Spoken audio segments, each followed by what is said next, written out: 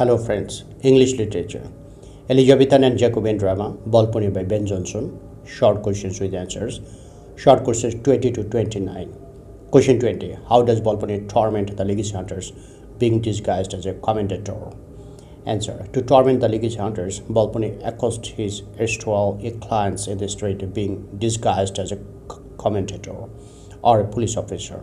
He mocks them by speaking of the legacy they have inherited from Balpony, alluding also to the means they had employed to secure his inheritance. He pretends to pay court to them in order to win their favor. Balpony first meets Corbichu and Corbino in the street and congratulates each one as if that one is already made the heir of Balpony. He tells Corbichu that he exchanged wills. He teases Corbino by mentioning that his wife has shown herself to be a true woman. They are very much annoyed with the commentator hanging about them.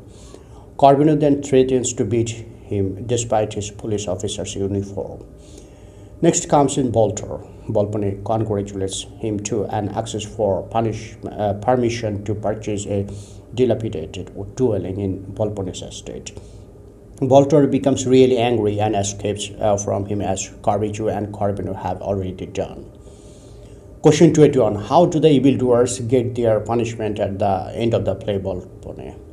Answer. At the end of the play, the evildoers get their due punishment.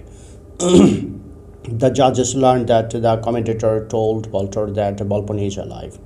Mosca refutes this and the judges ask Balpony in the guise of the commentator to be whipped for his insolent lie. Balpony now finds himself in a desperate situation and throws off his disguise. He announces that he is Balpony and that Mosca is his parasite. He points to Bolter as Mosca's creature, to Corbichu as the victim of avarice, and to Corbino as a self-chosen cuckold. The issue is clear as daylight. The judges order Bonario and Celia to be released. Mosca, for having taken the leading part in the fraud practice and for deceiving the court, is to be whipped first and then sent as a galley slave. Balpony is ordered to be imprisoned and to be in chains while his property is to be confiscated and given to the hospitals of the incurables. Bolter's license to practice is cancelled and is banished from the state. Corbichu is ordered to be sent to the monastery of Saint Spiritu and his properties given to his son Bonario. Corbino is ordered to return the dowry 3 times which Celia brought with her at the time of her marriage. She will go back to her father's house. Corbino shall be rowed about in Venice and then made to stand in the pillory. Thus all the evildoers receive their appropriate punishment at the end of the play. Question 22. Draw a picture of the 3 legacy hunters in Balpony. Answer. In Ben Jonson, Balpony, Bolter, Corbichu, and Corbino are the 3 legacy hunters who come to Balpony one after the other in order to become the sole heir of Balpony's wealth. They are distinguished from each other very effectively and they all have the same dominating humor, avarice. All will stoop to any level and do any base act just as for the greed of money. Bolter is an advocate who can plead against his maker for a few pennies. Mosca tells Bolter that he will be here because Balpony admires lawyers. Mosca also singles him out for punishment because of his exceptional performance in the defense of Balpony. It is Bolter's confession that ultimately ruins Balpony and Mosca. Corbichu is an old gentleman. He is a decrepit miser. He has a hearing problem. Corbichu is already to disinherit his son to achieve Balpony's favor. Ultimately, the false accusation Corbichu makes against his son is one of the more abominable acts of the play. Corbino is a merchant and he is the jealous husband of Celia. He is very greedy and ill-tempered. His treatment of his wife is horrifying. He epitomizes carnal desire. He tries to prostitute his chaste wife to inherit Balpony's wealth. So they all have greed for riches. Thus, Ben Jonson rightly nicknames them Vulture, Raven, and Coral. Question 23. Sketch the character of Mosca. Answer. Mosca is a cunning and manipulative character in play Balpony, written by Ben Jonson. He aids his master Balpony in his fraudulent schemes to deceive and exploit others for his own gain. He was very shrewd and resourceful. He plays Voltaire against Corbichu to get more valuable presents for the patron. His shrewdness makes Corbichu agree to prostitute his beautiful wife Celia.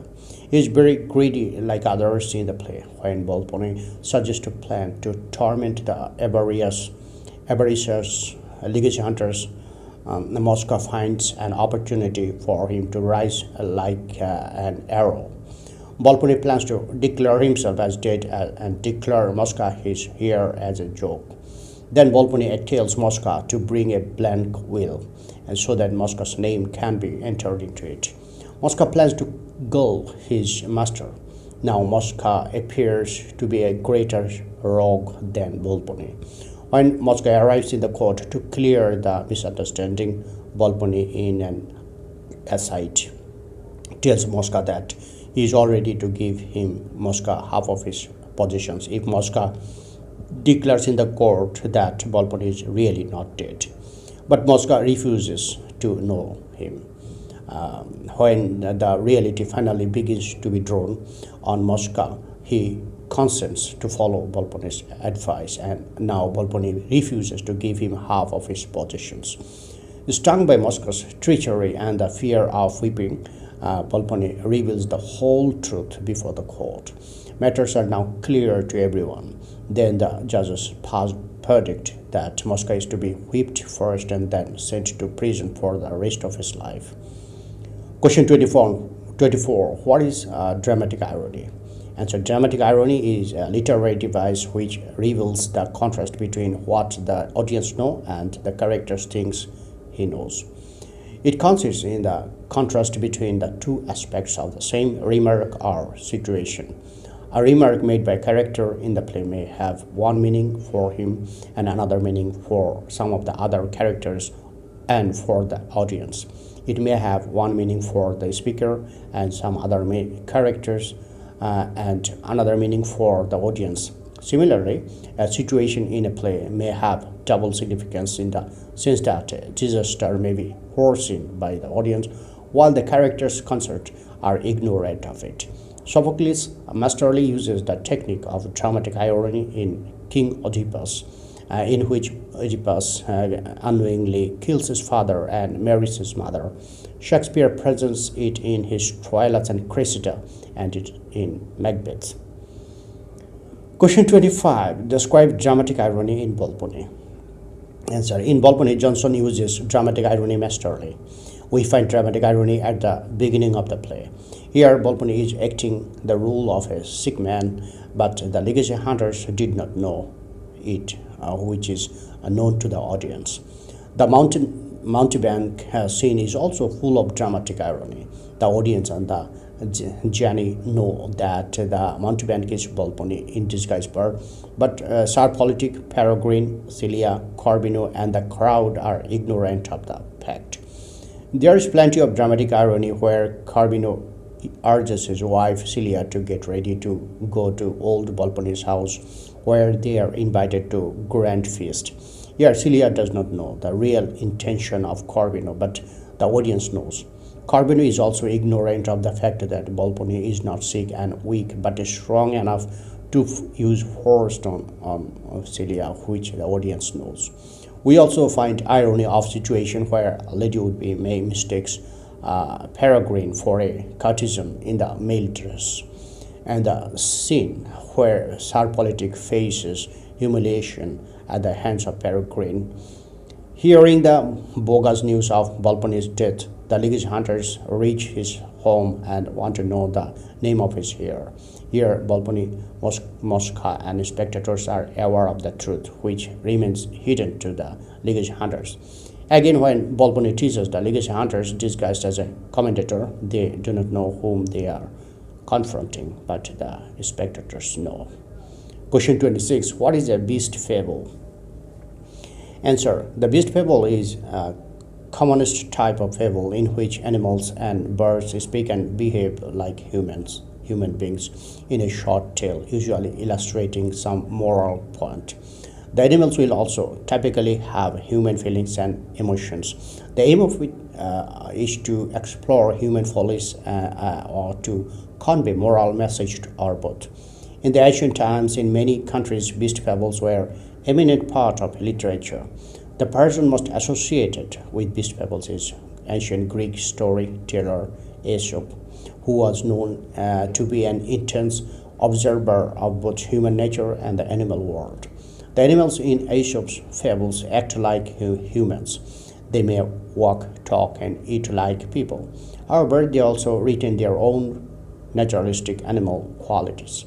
Examples include the fable of Aesop and Mary de France, George Orwell's Animal Farm, Richard Adams' Watership Down, and Rudyard Kipling's The Jungle Book, the Chaucer's Nun's Priest Tale. Question 27. Is Volpone a beast fable? Answer. Volpone is undoubtedly a beast fable. The characters of the play are all human beasts or beasts in human shape. They derived their names from predatory animals or birds. Volpone, the protagonist of the play, is the cunning fox who tried to lure his prey by pretending to be sick and dying. Mosca, his parasite, is literally the flesh by which feeds on everything it can sit upon. The three legacy hunters, Vulture, Corvino, Crow, and Corbacho, Raven, owe their names to predatory birds. In the subplot, Sarpoliti would-bes are the chattering parrots, while Peregrine is the pilgrim falcon. The characters not only derived their names from animals but also behave like them. Volpone, like a cunning fox, pretends to be sick only to cheat the legacy hunters. Mosca, like a fly, feeds on the sickness of his master. Corbichu is a raven which is notorious for its hostility to its young ones, if they do not resemble it. Similarly, Corbichu tries to disinherit his son, who is very different from his father. Sarpolitik, like a parrot, has a capacity to imitate others. Lady Would-be also acts in a parrotry manner. She exhorts everyone for ceaseless chatter.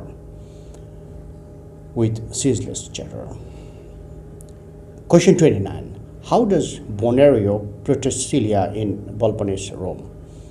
Answer. Bonario, the son of Corbichu, has only two minor rule in the play Volpone.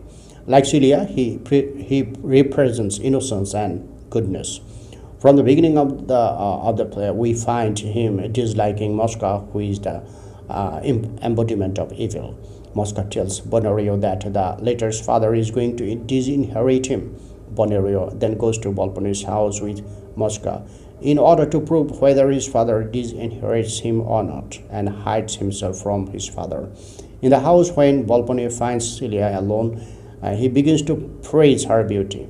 He offers her to have a romantic life with him. He tempts her with his fabulous wealth. He offers her pearls of Cleopatra, carbuncle, which is brighter than the eyes of St. Mark, diamonds which would have brought Lolia Paulina, wife of the Roman governor. But Celia remains unmoved. Finding her unmoved, Volpone decides to take her by force. When Volpone is about to ravish Celia, just as a chivalrous king, Bonario leaps forward from his hiding place and saves her. When Bonario rescues Celia from the clutches of Volpone, Mosca comes to find his master in despair, and at the time Bonario wounds him with a sword. Thank you friends for watching my video.